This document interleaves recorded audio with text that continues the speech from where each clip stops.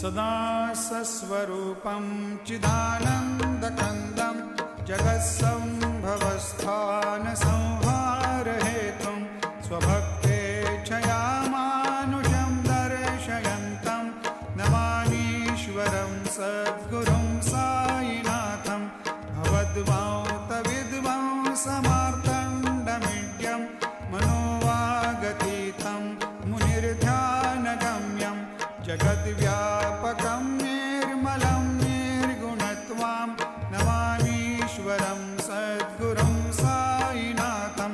भवाम्भोधिमग्नार्दितानां जनानां स्वपादाश्रितानां स्वभक्तानां